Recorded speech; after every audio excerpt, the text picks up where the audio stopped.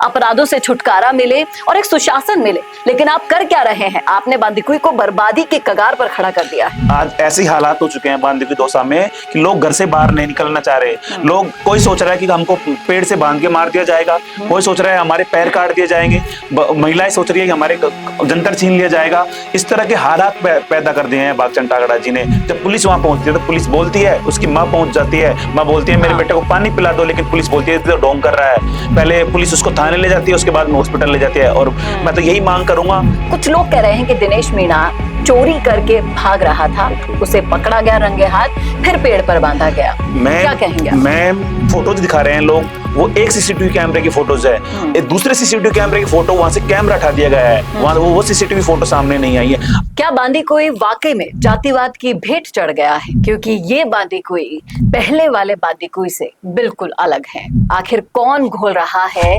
बांदीकुई में जातिवाद का जहर?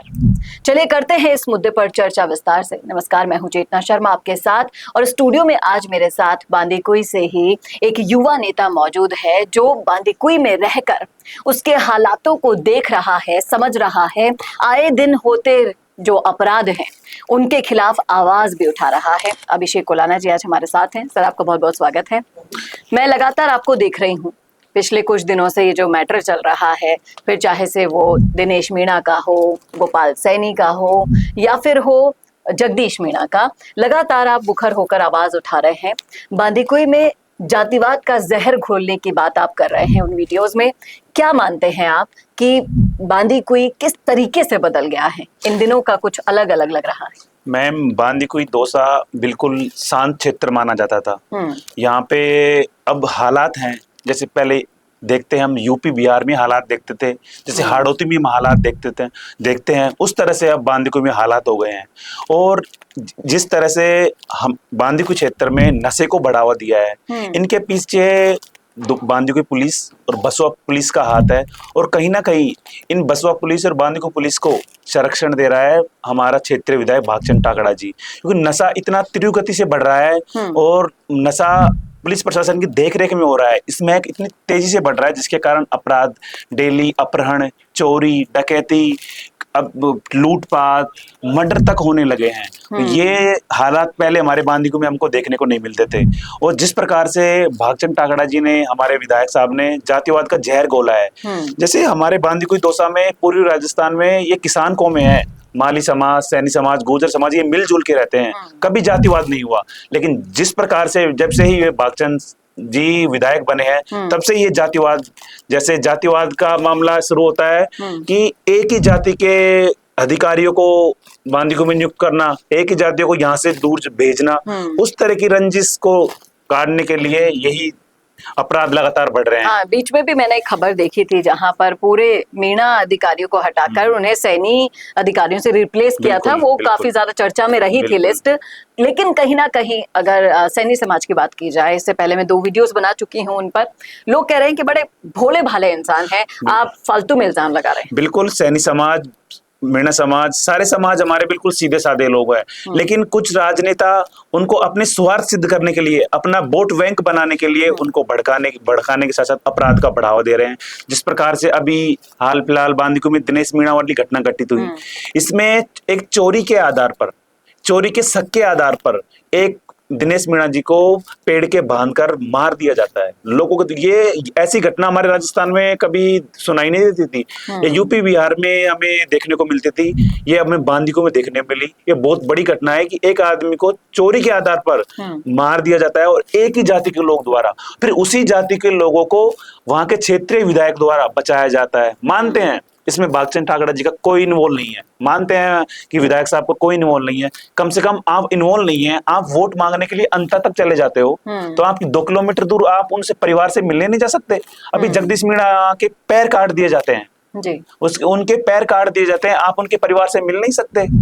लगातार ऐसी घटनाएं घट रही हैं, लगातार ऐसी घटना अपराध बढ़ रहा है। इनके पीछे कहीं ना कहीं कारण जो अपराधियों को संरक्षण दे रहा है, अपराधियों को राजनीतिक प्रेशर के कारण अपराधियों को संरक्षण मिल रहा है। असली जड़ तो यही है जो आप कह रहे हैं कि अपराधियों को संरक्षण मिल रहा है विधायकों के द्वारा, पुलिस के द्वारा, तो फिर अपराध होंगे क्यों नहीं? ये सवाल इसलिए खड़ा यहाँ पर होता है क्योंकि इससे पहले की वीडियोस में भी मैं कह चुकी हूँ कि आपको जब कीमती वोट देकर हम विधायक चुनते हैं तो बदले में यही तो चाहते हैं कि हमारे क्षेत्र का विकास हो, उसका बचाव हो, अपराधों से छुटकारा मिले और एक सुशासन मिले। लेकिन आप कर क्या रहे हैं? आपने बांदीकुई को बर्बादी के कगार पर खड़ा कर दिया है। बांदीकुई को लास्ट 3 मंथ में बांदीकुई में 20 से 25 ऐसी वारदात हो चुकी हैं जिसमें लूटपाट, महिलाओं के अभी 10 दिन पहले एक बुजुर्ग महिला के साथ उनके पैर काटकर उनके कड़े काट लिए जाते हैं। उसके बाद में एक लीलोज में एक महिला के कानों से कुंडल छीन लिए जाते हैं, कहीं जंतर छीन लिए जाते हैं।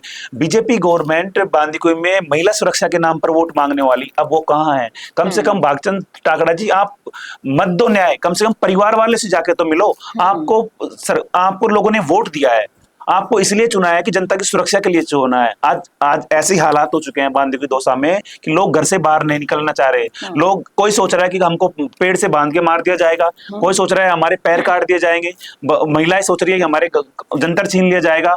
इस तरह के हालात पैदा कर दिए हैं भागचंद टाकड़ा जी ने। मैं तो यही कहूंगा, अगर आपसे नहीं संभल रही है जिम्मेदारियां, अगर आप एक ऐसे पद पर बैठे हो जिसकी कोई मर्यादा होती है, नैतिकता होती है, अगर आपसे नहीं संभल रही है तो आप इस्तीफा दे दीजिए, लेकिन बांदीकुई को जंगल राज मत बनाइए।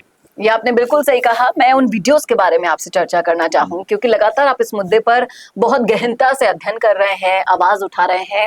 कुछ लोग कह रहे हैं कि दिनेश मीणा चोरी करके भाग रहा था, उसे पकड़ा गया रंगे हाथ, फिर पेड़ पर बांधा गया। क्या कहेंगे? मैम, वो चोरी नहीं कर रहा था, वो उसके हाथ में बाइक की चाबी थी, वो उसकी बाइक भी साइड में खड़ी थी। उसमें अभी जो फोटोज दिखा रहे हैं लोग, वो एक सीसीटीवी कैमरे की फोटोज है। एक दूसरे सीसीटीवी कैमरे की फोटो, वहां से कैमरा हटा दिया गया है, वहां वो सीसीटीवी फोटो सामने नहीं आई है। मान लेते हैं हम थोड़ी देर के लिए वो चोरी भी कर रहा होगा, तो क्या वो किसने अधिकार दे दिया, किसने अधिकार दे दिया उसको मारने का? फिर अगर आप ही न्याय कर दोगे, आप ही पुलिस बन जाओगे, तो भागचंद टाकड़ा जी से मैं कहना चाहूंगा, आप हटा दो पुलिस को, हटा दो कोर्ट को, आप ही कर लो। जी, ये बिल्कुल सही कहा आपने। हाल ही में किरोड़ी बाबा ने भी अपनी चुप्पी तोड़ी इस मुद्दे पर, कहा था कि भीड़ को कोई हक नहीं होता कि वो कानून अपने हाथ में ले।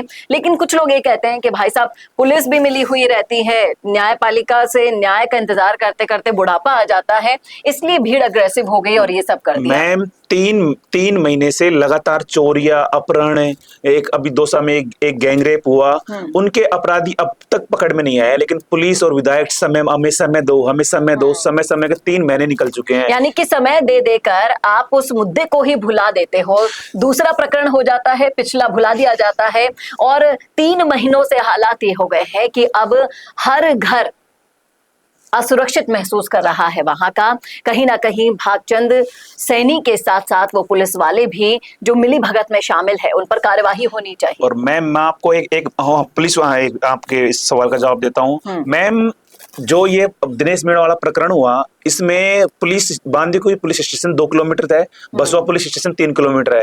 वो 2 घंटे तक इसलिए नहीं गए कि ये अपराध इस बसवा क्षेत्र में आता है, बांदीकुई पुलिस बोलती है कि ये उस क्षेत्र में आता है, कभी बोलता है कि हमारे पास गाड़ी नहीं है। 2 घंटे पुलिस की लापरवाही के कारण उसको पानी नहीं पिलाया जाता है, उसके प्राण निकल जाते हैं। जब पुलिस वहां पहुंचती है तो पुलिस बोलती है, उसकी माँ पहुंच जाती है, माँ बोलती है मेरे बेटे को पानी पिला दो, लेकिन पुलिस बोलती है तो ढोंग कर रहा है। पहले पुलिस उसको थाने ले जाती है, उसके बाद में हॉस्पिटल ले जाती है। और मैं तो यही मांग करूंगा दौसा पुलिस प्रशासन से, भागचंद टाकड़ा जी, आप अगर निष्पक्ष हो तो जो पुलिस वाले हैं, पहले उन पुलिस वालों को पर कार्रवाई कीजिए, क्योंकि उनमें कहीं ना कहीं पुलिस वालों का भी हाथ है। जी, दिनेश मीणा हत्याकांड में कहीं ना कहीं उनका भी उतना ही हिस्सा आता है जितना भीड़ के उन चेहरों में आता है। क्या आप कह रहे थे सभी लोगों की गिरफ्तारी हो गई जिन पर आरोप लगे थे? हमने 9 लोगों का नाम दिए थे, जिसमें से 5 लोगों की हो चुकी थी। और अभी हम कल कलेक्टर मैडम और दौसा एसपी से मिले हैं, जिन्होंने हमको 3 दिन का टाइम दिया है। ये 3 दिन में सारे आरोपी गिरफ्तार कर लिए जाएंगे। अगर 3 दिन में आरोपी गिरफ्तार नहीं होते हैं तो हम पीड़ित परिवार को लेके दौसा कलेक्टर में धरने पर बैठेंगे।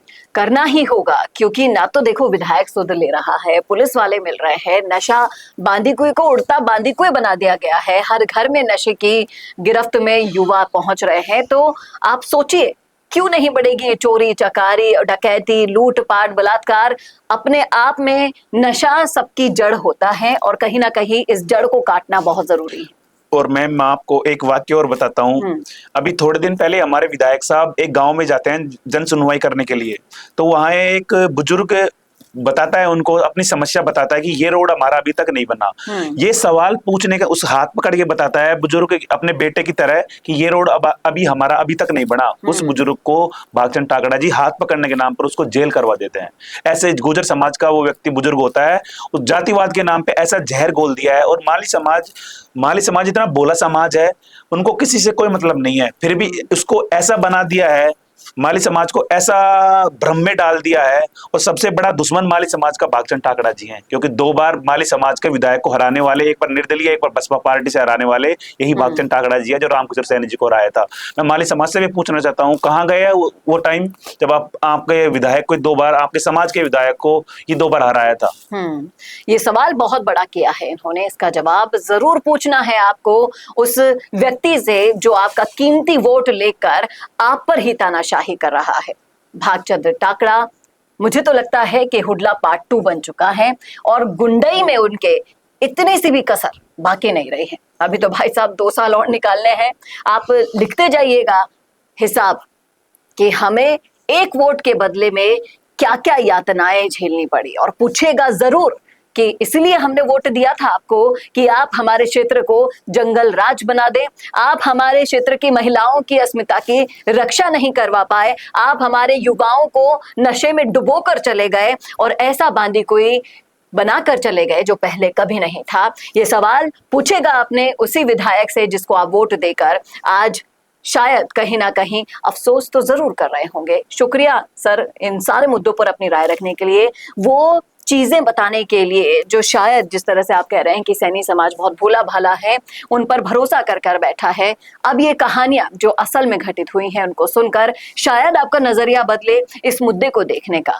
क्या कहना है आपका रखिएगा जरूर राय कमेंट बॉक्स में। कैसा लगा वीडियो बताना ना भूलेगा, शेयर भी करना ना भूलेगा, और ऐसे वीडियोस के लिए देखते रहिए संवाद भारत का, भारत के लिए नमस्कार। क्या आप भी बनना चाहते हैं अपने जिले की आवाज?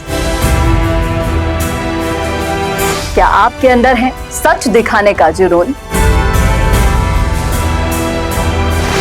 क्या आप भी रखते हैं समाज को आईना दिखाने का हौसला? तो संवाद न्यूज आपके लिए लाया है एक बहुत बड़ा मौका। जी हाँ, अगर आप भी बनना चाहते हैं अपने जिले की आवाज और कमाना चाहते हैं पत्रकारिता की दुनिया में अपना खुद का नाम, तो जुड़िए संवाद न्यूज से, जहां 4.5 लाख सब्सक्राइबर से भी ज्यादा का हमारा परिवार है और 10 करोड़ से भी ज्यादा व्यूज है। तो सोच कर रहे हैं, नीचे दिए गए नंबर्स पर आज ही कॉन्टैक्ट करें।